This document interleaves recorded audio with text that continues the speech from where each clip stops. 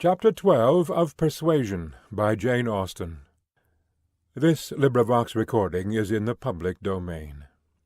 Anne and Henrietta, finding themselves the earliest of the party the next morning, agreed to stroll down to the sea before breakfast. They went to the sands to watch the flowing of the tide, which a fine south-easterly breeze was bringing in with all the grandeur which so flat a shore admitted. They praised the morning, gloried in the sea, sympathized in the delight of the fresh-feeling breeze, and were silent, till Henrietta suddenly began again with, "Oh, yes, I am quite convinced that, with very few exceptions, the sea air always does good.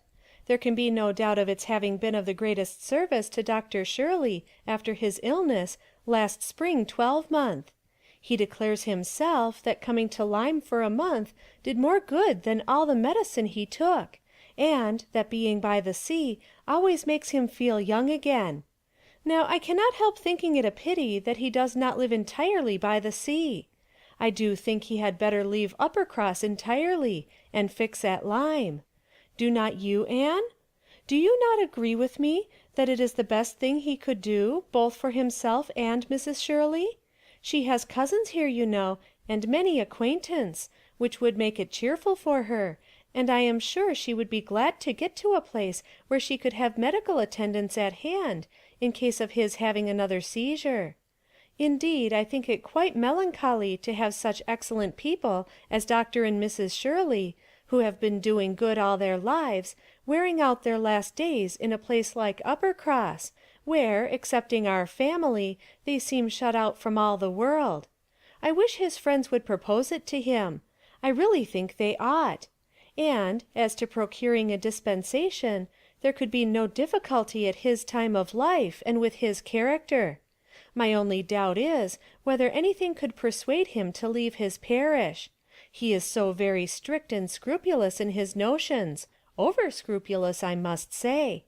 Do you not think, Anne, it is being over-scrupulous? Do you not think it is quite a mistaken point of conscience when a clergyman sacrifices his health for the sake of duties which may be just as well performed by another person? And at Lyme, too, only 17 miles off, he would be near enough to hear if people thought there was anything to complain of." Anne smiled more than once to herself during this speech, and entered into the subject, as ready to do good by entering into the feelings of a young lady as of a young man, though here it was good of a lower standard, for what could be offered but general acquiescence? She said all that was reasonable and proper on the business, felt the claims of Dr. Shirley to repose as she ought, saw how very desirable it was that he should have some active, respectable young man as a resident curate, and was even courteous enough to hint at the advantage of such resident curates being married. "I wish," said Henrietta, very well pleased with her companion, "I wish Lady Russell lived at Uppercross, and were intimate with Dr. Shirley. I have always heard of Lady Russell as a woman of the greatest influence with everybody. I always look upon her as able to persuade a person to anything. I am afraid of her, as I have told you before, quite afraid of her, because she is so very clever. But I respect her amazingly, and wish we had such a neighbor at Uppercross." Anne was amused by Henrietta's manner of being grateful, and amused also that the course of events and the new interests of Henrietta's views should have placed her friend at all in favour with any of the Musgrove family. She had only time, however, for a general answer, and a wish that such another woman were at Uppercross, before all subjects suddenly ceased, on seeing Louisa and Captain Wentworth coming towards them. They came also for a stroll till breakfast was likely to be ready. But Louisa, recollecting immediately afterwards that she had something to procure at a shop, invited them all to go back with her into the town. They were all at her disposal. When they came to the steps leading upwards from the beach, a gentleman, at the same moment preparing to come down, politely drew back and stopped to give them way. They ascended and passed him, and as they passed, Anne's face caught his eye, and he looked at her with a degree of earnest admiration, which she could not be insensible of. She was looking remarkably well, her very regular and very pretty features having the bloom and freshness of youth restored by the fine wind which had been blowing on her complexion, and by the animation of eye which it had also produced. It was evident that the gentleman, completely a gentleman in manner, admired her exceedingly. Captain Wentworth looked round at her instantly in a way which showed his noticing of it. He gave her a momentary glance, a glance of brightness, which seemed to say, "That man is struck with you, and even I, at this moment, see something like Anne Elliot again." After attending Louisa through her business, and loitering about a little longer, they returned to the inn, and Anne, in passing afterwards quickly from her own chamber to their dining-room, had nearly run against the very same gentleman as he came out of an adjoining apartment. She had before conjectured him to be a stranger like themselves, and determined that a well-looking groom, who was strolling about near the two inns as they came back, should be his servant. Both master and man being in mourning assisted the idea. It was now proved that he belonged to the same inn as themselves, and this second meeting, short as it was, also proved again by the gentleman's looks that he thought hers very lovely, and by the readiness and propriety of his apologies that he was a man of exceedingly good manners. He seemed about 30, and though not handsome, had an agreeable person.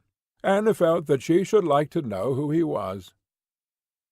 They had nearly done breakfast, when the sound of a carriage, almost the first they had heard since entering Lyme, drew half the party to the window. It was a gentleman's carriage, a curricle, but only coming round from the stable-yard to the front door. Somebody must be going away. It was driven by a servant in mourning. The word curricle made Charles Musgrove jump up, that he might compare it with his own. The servant in mourning roused Anne's curiosity, and the whole six were collected to look by the time the owner of the curricle was to be seen issuing from the door amidst the bows and civilities of the household, and taking his seat to drive off. "Ah," cried Captain Wentworth instantly, and with half a glance at Anne. "it is the very man we passed." The Miss Musgroves agreed to it, and having all kindly watched him as far up the hill as they could, they returned to the breakfast-table. The waiter came into the room soon afterwards. "Pray," said Captain Wentworth immediately, "can you tell us the name of the gentleman who's just gone away?" "Yes, sir, a Mr. Elliot, a gentleman of large fortune, came in last night from Sidmouth. Dare say you heard the carriage, sir, while you were at dinner, and going on now for Crewkerne, in his way to Bath in London." Elliot? Many had looked on each other, and many had repeated the name, before all this had been got through, even by the smart rapidity of a waiter. "Bless me!" cried Mary. "It must be our cousin. It must be our Mr. Elliot. It must indeed. Charles, Anne, must not it? In mourning, you see, just as our Mr. Elliot must be. How very extraordinary! In the very same inn with us. Anne, must not it be our Mr. Elliot, my father's next heir? Pray, sir," turning to the waiter, "did not you hear, did not his servant say whether he belonged to the Kellynch family?" "No, mum, he did not mention no particular family, but he said his master was a very rich gentleman, and would be a baronet some day." "There, you see? cried Mary in an ecstasy. Just as I said. Heir to Sir Walter Elliot. I was sure that would come out, if it was so. Depend upon it, that is a circumstance which his servants take care to publish wherever he goes. But Anne, only conceive how extraordinary! I wish I had looked at him more. I wish we had been aware in time who it was, that he might have been introduced to us. What a pity that we should not have been introduced to each other. Do you think he had the Elliot countenance? I hardly looked at him. I was looking at the horses. But I think he had something of the Elliot countenance. I wonder the arms did not strike me. Oh, the great coat was hanging over the panel, and hid the arms, so it did. Otherwise I am sure I should have observed them, and the livery too. If the servant had not been in mourning, one should have known him by the livery." "Putting all these very extraordinary circumstances together," said Captain Wentworth, "we must consider it to be the arrangement of Providence that you should not be introduced to your cousin." When she could command Mary's attention, Anne quietly tried to convince her that their father and Mr. Elliot had not for many years been on such terms as to make the power of attempting an introduction at all desirable. At the same time, however, it was a secret gratification to herself to have seen her cousin, and to know that the future owner of Kellynch was undoubtedly a gentleman, and had an air of good sense. She would not, upon any account, mention her having met with him the second time. Luckily, Mary did not much attend to their having passed close by him in their earlier walk. but she would have felt quite ill-used by Anne's having actually run against him in the passage and received his very polite excuses, while she had never been near him at all. No, that cousinly little interview must remain a perfect secret. Of course, said Mary. You will mention our seeing Mr. Elliot the next time you write to Bath. I think my father certainly ought to hear of it. Do mention all about him. Anne avoided a direct reply, but it was just the circumstance which she considered as not merely unnecessary to be communicated, but as what ought to be suppressed. The offence which had been given her father many years back she knew. Elizabeth's particular share in it she suspected, and that Mr. Elliot's idea always produced irritation in both was beyond a doubt. Mary never wrote to Bath herself. All the toil of keeping up a slow and unsatisfactory correspondence with Elizabeth fell on Anne. Breakfast had not been long over when they were joined by Captain and Mrs. Harville and Captain Benwick, with whom they had appointed to take their last walk about Lyme. They ought to be setting off for Uppercross by 1, and in the meanwhile were to be all together and out of doors as long as they could. Anne found Captain Benwick getting near her as soon as they were all fairly in the street. Their conversation the preceding evening did not disincline him to seek her again, and they walked together some time, talking as before of Mr. Scott and Lord Byron, and still as unable as before, and as unable as any other two readers, to think exactly alike of the merits of either, till something occasioned an almost general change amongst their party, and instead of Captain Benwick, she had Captain Harville by her side. "Miss Elliot," said he, speaking rather low, "you have done a good deed in making that poor fellow talk so much. I wish he could have such company oftener. It is bad for him, I know, to be shut up as he is. But what can we do? We cannot part." "No," said Anne. "that I can easily believe to be impossible. But in time, perhaps. We know what time does in every case of affliction. And you must remember, Captain Harville, that your friend may yet be called a young mourner. Only last summer, I understand." "Ay, true enough." With a deep sigh, "Only June."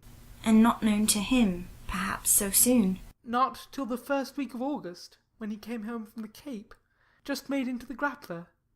I was at Plymouth, dreading to hear of him. He sent in letters, but the Grappler was under orders for Portsmouth. There the news must follow him, but who was to tell it? Not I. I would as soon have been run up to the yardarm. Nobody could do it but that good fellow." pointing to Captain Wentworth. The Laconia had come into Plymouth the week before. No danger of her being sent to sea again. He stood his chance for the rest. Wrote up for leave of absence, but without waiting return, travelled night and day till he got to Portsmouth, rowed off to the Grappler that instant, and never left the poor fellow for a week. That's what he did, and nobody else could have saved poor James. You may think, Miss Elliot, whether he is dear to us." Anne did think on the question with perfect decision, and said as much in reply as her own feeling could accomplish, or as his seemed able to bear, for he was too much affected to renew the subject, and when he spoke again it was of something totally different. Mrs. Harville's giving it as her opinion that her husband would have quite walking enough by the time he reached home determined the direction of all the party in what was to be their last walk. They would accompany them to their door, and then return and set off themselves. By all their calculations there was just time for this, but as they drew near the Cobb, there was such a general wish to walk along it once more, all were so inclined, and Louisa soon grew so determined, that the difference of a quarter of an hour it was found would be no difference at all. So, with all the kind leave-taking, and all the kind interchange of invitations and promises which may be imagined, they parted from Captain and Mrs. Harville at their own door, and, still accompanied by Captain Benwick, who seemed to cling to them to the last, proceeded to make the proper adieus to the Cobb. Anne found Captain Benwick again drawing near her. Lord Byron's dark blue seas could not fail of being brought forward by their present view, and she gladly gave him all her attention as long as attention was possible. It was soon drawn, perforce, another way. There was too much wind to make the high part of the new Cobb pleasant for the ladies, and they agreed to get down the steps to the lower, and all were contented to pass quietly and carefully down the steep flight, excepting Louisa. She must be jumped down them by Captain Wentworth. In all their walks he had had to jump her from the stiles. The sensation was delightful to her. The hardness of the pavement for their feet made him less willing upon the present occasion. He did it, however. She was safely down, and instantly, to show her enjoyment, ran up the steps to be jumped down again. He advised her against it, thought the jar too great. But no, he reasoned and talked in vain. She smiled and said, I am determined I will. He put out his hands. She was too precipitate by half a second. She fell on the pavement on the lower cob, and was taken up lifeless. There was no wound, no blood, no visible bruise, but her eyes were closed, she breathed not. Her face was like death. The horror of the moment to all who stood around. Captain Wentworth, who had caught her up, knelt with her in his arms, looking on her with a face as pallid as her own in an agony of silence. She is dead! She is dead! Screamed Mary, catching hold of her husband, and contributing with his own horror to make him immovable, and in another moment Henrietta, sinking under the conviction, lost her senses too, and would have fallen on the steps, but for Captain Benwick and Anne, who caught and supported her between them. Is there no one to help me? Were the first words which burst from Captain Wentworth, in a tone of despair, and as if all his own strength were gone. Go to him, go to him. Cried Anne. For heaven's sake, go to him. I can support her myself. Leave me and go to him. Rub her hands, rub her temples. Here are salts. Take them, take them. Captain Benwick obeyed, and Charles, at the same moment disengaging himself from his wife, they were both with him, and Louisa was raised up and supported more firmly between them, and everything was done that Anne had prompted, but in vain. While Captain Wentworth, staggering against the wall for his support, exclaimed in the bitterest agony, Oh, God! Her father and mother! A surgeon, said Anne. He caught the word. It seemed to rouse him at once, and saying only, True, true. A surgeon this instant. Was darting away, when Anne eagerly suggested, Captain Benwick. Would not it be better for Captain Benwick? He knows where a surgeon is to be found. Every one capable of thinking felt the advantage of the idea, and in a moment, it was all done in rapid moments, Captain Benwick had resigned the poor corpse-like figure entirely to the brothers' care, and was off for the town with the utmost rapidity. As of the wretched party left behind, it could scarcely be said which of the three, who were completely rational, was suffering most. Captain Wentworth, Anne, or Charles. Charles, who, really a very affectionate brother, hung over Louisa with sobs of grief, and could only turn his eyes from one sister to see the other in a state as insensible, or to witness the hysterical agitations of his wife, calling on him for help which he could not give. Anne, attending with all the strength and zeal and thought which instinct supplied to Henrietta, still tried, at intervals, to suggest comfort to the others, tried to quiet Mary, to animate Charles, to assuage the feelings of Captain Wentworth. Both seemed to look to her for directions. Anne! Anne! Cried Charles. What is to be done next? What, in heaven's name, is to be done next? Captain Wentworth's eyes were also turned towards her. Had not she better be carried to the inn? Yes, I am sure. Carry her gently to the inn. Yes, yes, to the inn. Repeating Captain Wentworth, comparatively collected and eager to be doing something. I will carry her myself. Musgrove, take care of the others. By this time the report of the accident had spread among the workmen and boatmen about the cob, and many were collected near them, to be useful if wanted. At any rate, to enjoy the sight of a dead young lady, nay, 2 dead young ladies, for it proved twice as fine as the first report. To some of the best-looking of these good people Henrietta was consigned, for, though partially revived, she was quite helpless, and in this manner, Anne walking by her side, and Charles attending to his wife, they set forward, treading back with feelings unutterable, the ground which so lately, so very lately, and so light of heart they had passed along. They were not off the cob before the Harvilles met them. Captain Benwick had been seen flying by their house with a countenance which showed something to be wrong, and they had set off immediately, informed and directed as they passed towards the spot. Shocked as Captain Harville was, he brought senses and nerves that could be instantly useful, and a look between him and his wife decided what was to be done. She must be taken to their house. All must go to the house and await the surgeon's arrival there. They would not listen to scruples. He was obeyed. They were all beneath his roof, and while Louisa, under Mrs. Harville's direction, was conveyed upstairs and given possession of her own bed, assistance, cordials, restoratives were supplied by her husband to all who needed them. Louisa had once opened her eyes, but soon closed them again without apparent consciousness. This had been a proof of life, however, of service to her sister, and Henrietta, though perfectly incapable of being in the same room with Louisa, was kept, by the agitation of hope and fear, from a return of her own insensibility.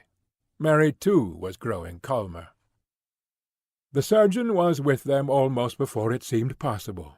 They were sick with horror while he examined, but he was not hopeless.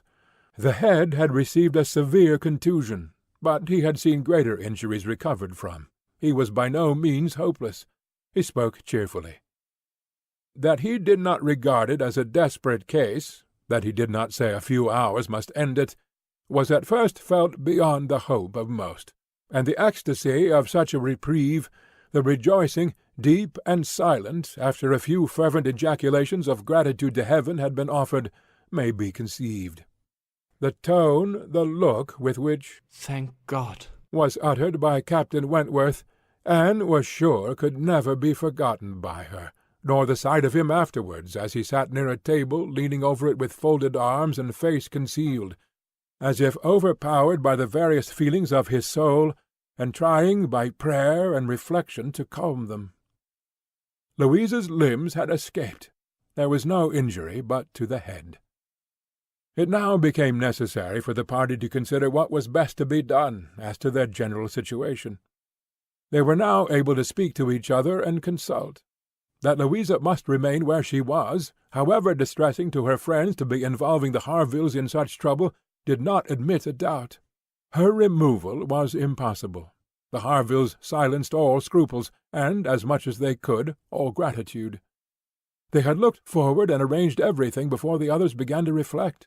Captain Benwick must give up his room to them and get another bed elsewhere, and the whole was settled.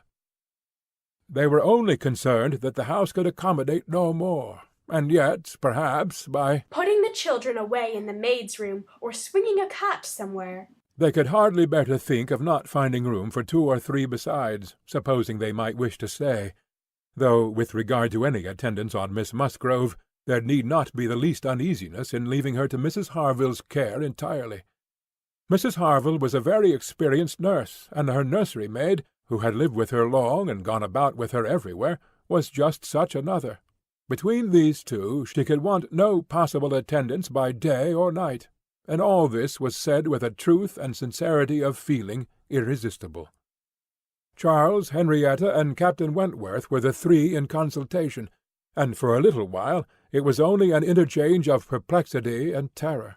Uppercross, the necessity of someone's going to Uppercross, the news to be conveyed, how it could be broken to Mr. and Mrs. Musgrove, the lateness of the morning, an hour already gone since they ought to have been off, the impossibility of being in tolerable time. At first they were capable of nothing more to the purpose than such exclamations, but after a while Captain Wentworth, exerting himself, said, "We must be decided, and without the loss of another minute. Every minute is valuable. Some one must resolve on being off for Uppercross instantly. Musgrove, either you or I must go."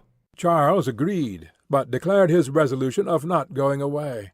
He would be as little encumbrance as possible to Captain and Mrs. Harville, but as to leaving his sister in such a state, he neither ought nor would. So far it was decided, and Henrietta at first declared the same. She, however, was soon persuaded to think differently. The usefulness of her staying. She, who had not been able to remain in Louisa's room, or to look at her, without sufferings which made her worse than helpless. She was forced to acknowledge that she could do no good, yet was still unwilling to be away, till, touched by the thought of her father and mother, she gave it up.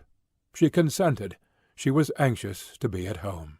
The plan had reached this point when Anne, coming quietly down from Louisa's room, could not but hear what followed, for the parlour door was open. "Then it is settled, Musgrove," cried Captain Wentworth. "That you stay, and that I take care of your sister home.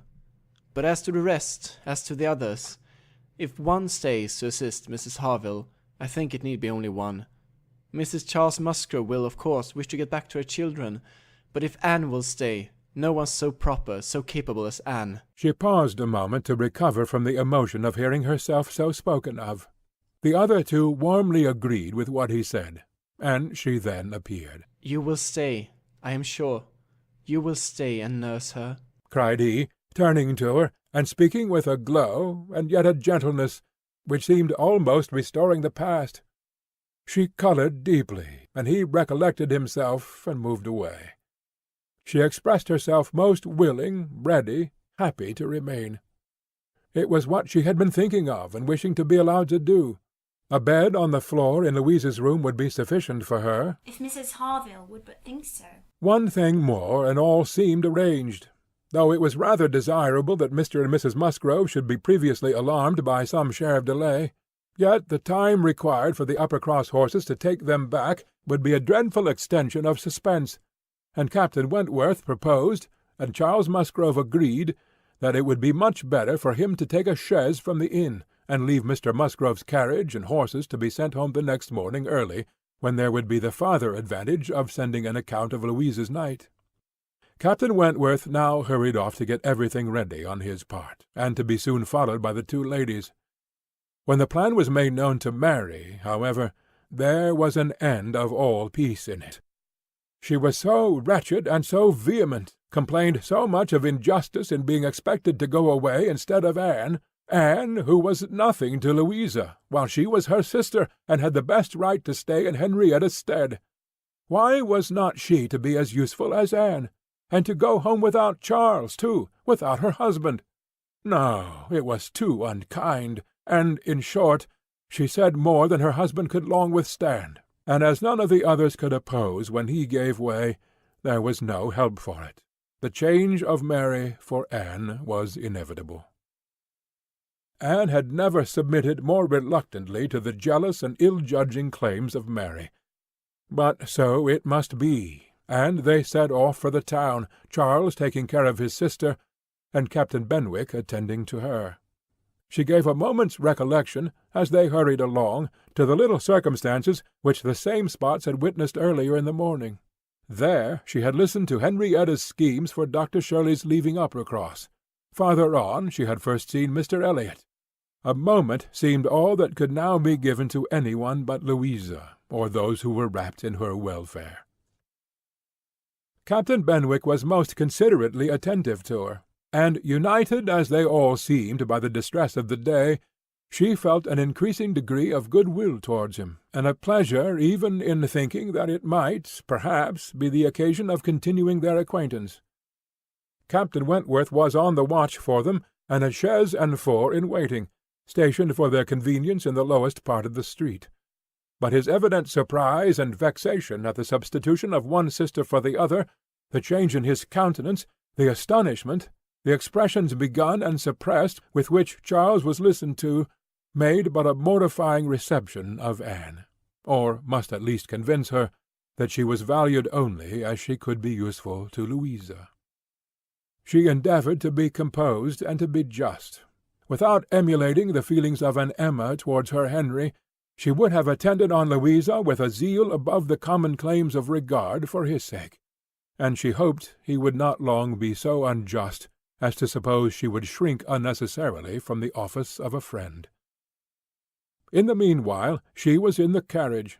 He had handed them both in, and placed himself between them, and in this manner, under these circumstances, full of astonishment and emotion to Anne, she quitted Lyme. How the long stage would pass, how it was to affect their manners, what was to be their sort of intercourse, she could not foresee. It was all quite natural, however. He was devoted to Henrietta, always turning towards her, and, when he spoke at all, always with the view of supporting her hopes and raising her spirits. In general, his voice and manner were studiously calm. To spare Henrietta from agitation seemed the governing principle. Once only, when she had been grieving over the last ill-judged, ill-fated walk to the Cobb, Bitterly lamenting that it ever had been thought of, he burst forth, as if wholly overcome. "Don't talk of it. Don't talk of it," he cried. "O God, that I had not given way to her at the fatal moment! Had I done as I ought! But so eager and so resolute!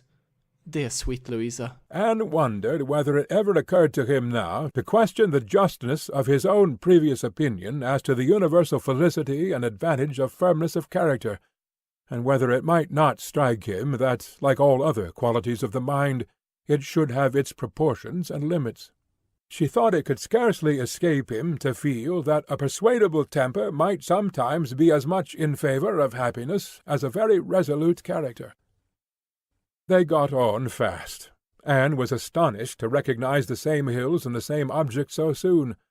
Their actual speed, heightened by some dread of the conclusion, made the road appear but half as long as on the day before.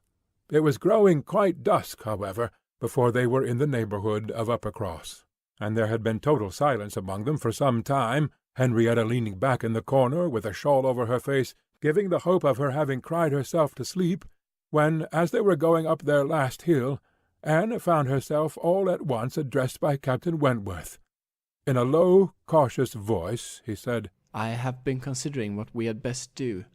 She must not appear at first. She cannot stand it. I have been thinking whether you had not better remain in the carriage with her, while I go in and break it to Mr. and Mrs. Musgrove. Do you think this is a good plan?" She did. He was satisfied, and said no more.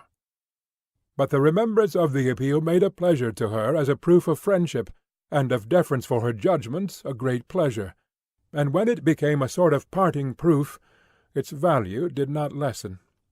When the distressing communication at Uppercross was over, and he had seen the father and mother quite as composed as could be hoped, and the daughter all the better for being with them, he announced his intention of returning in the same carriage to Lyme, and when the horses were baited, he was off. End of Chapter 12 of Persuasion, by Jane Austen.